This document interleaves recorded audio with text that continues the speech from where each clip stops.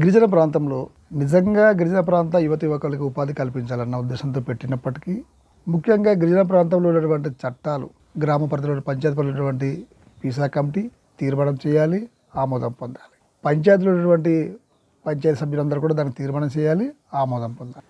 కానీ ఇవేవి లేకుండా జనాల్ని భయభ్రాంతులు చేసి ఏకపక్షంగా ఇక్కడ చట్టాలని హక్కుల్ని తుంగలో తొక్కి ఒక హైడ్రో పవర్ ప్రాజెక్టు నిర్మాణానికి సాక్షాత్తు ఈ రాష్ట్ర ప్రభుత్వం పూనుకోవడమైనటువంటిది గిరిజనుల యొక్క హక్కుల్ని చట్టాలని తుంగలో తొక్కడమే. మీకు అందరూ తెలిసిందే ఎర్రవరం ప్రాజెక్టు, సమగిరి ఎర్రవరం పరిసర ప్రాంతాల్లో 32 గ్రామాల పరిధిలో విస్తరించినటువంటి ఈ ప్రాజెక్టు సుమారుగా 5,400 కోట్ల వ్యయంతో నిర్మిస్తున్నటువంటి ఈ ప్రాజెక్టు ఎవరి కోసం? ఈ గిరిజనుల కోసం అయితే ఇంత దౌర్జన్యంగా ఇంత నిర్లక్ష్యంగా తీసుకోవాల్సిన పని లేదు. గిరిజనులకు ఉపాధి కల్పించాలనుకుంటే చాలా ఉన్నాయి. అవి ఏవి లేకుండా కేవలం ప్రైవేటు వ్యక్తులకి లాభం చేకూర్చడానికి ఈ యొక్క ప్రాజెక్టు ఉద్దేశం. ఎందుకు ఈ మాట అంటున్నానంటే ఇప్పటికొచ్చి ఆ 32 గ్రామాల్లో ప్రజలతో ఎటువంటి నిర్ణయాలు జరగలేదు. కనీసం వాళ్ళు ధర్నాలు బంధువులు రాస్తారోకులు చేసినా పట్టించుకునే రాదుడు లేడు. ఏదో తూతు మంత్రంగా ఆ రోజు పాడేరు పిఎం మనసులో పిలిపించి ఏదో 4 బుజ్జగింపు మాటలు చెప్పి పంపించారు. ఇప్పటికొచ్చి ఆ 32 గ్రామాల వాళ్ళకి ఎక్కడ అకామిడేషన్ ఇస్తాం? వాళ్ళకి ప్రత్యామ్నాయంగా వాళ్ళకు ఉన్నటువంటి భూములు కోల్పెట్టిన వాళ్ళకి కానీ లేకపోతే అక్కడ ఉన్నటువంటి ఆస్తులు కోల్పెట్టిన వాళ్ళకి కానీ మనం ఏం చేస్తామో ఇప్పటికొచ్చి స్పష్టమైనటువంటి ఇది లేదు. అట్లాంటి తరుణంలో ఈ గిరిజన ప్రాంతాల కోసం పాటుపడుతున్నామని పెద్ద పెద్ద ప్రసంగాలు చేస్తారు.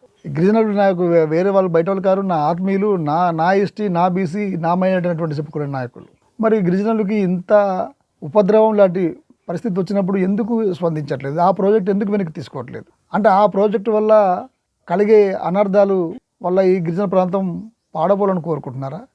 లేదంటే గిరిజన ప్రాంతం యొక్క మనుగడ ఇక్కడతో పూర్తిగా చిన్నభిన్నం చేయాలని కోరుకుంటున్నారా?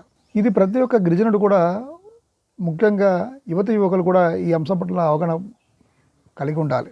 ఇట్లాంటి తరుణంలో ఆ ప్రాజెక్ట్ నిర్మాణం సర్వే వస్తున్నప్పుడు ఆ 32 గ్రామాల ప్రజలందరూ కూడా ఆందోళనకర పరిస్థితులు ఉన్నప్పుడు నేను కూడా అప్పుడు ఒక ప్రభుత్వంలో ఉన్నటువంటి ఒక భాగస్వామిగా ఒక చైర్మన్ హోదాలో కూడా ఆ గ్రామాన్ని నేను సందర్శించడం జరిగింది. ఆ గ్రామంలో పడుతున్నటువంటి వేదనను, ఆ గ్రామస్తులు ఆ యొక్క 32 గ్రామాలు పడుతున్నటువంటి మానసిక క్షోభను నేను తెలుసుకొని పై అధికార పార్టీలో ఉన్నటువంటి నాయకులతో కానీ, గౌరవ పాడేరు శాసనసభ్యులతో కానీ, అరకు పార్లమెంటు సభ్యులతో కానీ మాట్లాడడం కూడా జరిగింది. కానీ కనీసం వాళ్ళు అనుకూలంగా స్పందించలేదు. కాదు కదా, నిజమే ఇది మన గిరిజనుల యొక్క హక్కులు చట్టాలకి భంగం కలిగిస్తున్నటువంటి కనీసం సానుభూతి కూడా వ్యక్తం చేయాలి. మరి దీని వెనక మరి భగవంతుడిగా తెలియాలి. మరి ఈ కడపక్షం తినేటువంటి షిరిడి సాయి కంపెనీ వాళ్ళు దీన్ని నిర్మిస్తున్నారు. మరి ఏ ఉద్దేశంతో చూస్తున్నారో మనకు అందరికీ తెలుసు. కాబట్టి దీనికోసం మాట్లాడాలి. ఈ గిరిజన ప్రాంతంలో ఉన్నటువంటి నాయకులందరూ కూడా స్పందించాలి. ఖచ్చితంగా దీనికోసం నేనైతే ముందు పోరాడతా. ఖచ్చితంగా కాంగ్రెస్ పార్టీ ఎమ్మెల్యే అభ్యర్థిగా నేను విజయం సాధిస్తే ఖచ్చితంగా అసెంబ్లీ లెవెల్లో ఈ ప్రాజెక్ట్ కోసం నేనైతే ఒంటరిగా అయినా సరే మా గౌరవ మరి పార్లమెంటుకి సభ్యులుగా పోటీ చేస్తున్నటువంటి మా పార్టీ అధ్యక్షుడు మరి శర్మిలమ్మ గారితో కలిసి ఖచ్చితంగా ఈ అంశం పట్ల నేనైతే గిరిజనుల తరపున నేను పోరాటం చేస్తానని మీడియా ముఖంగా తెలియజేసుకుంటున్నాను.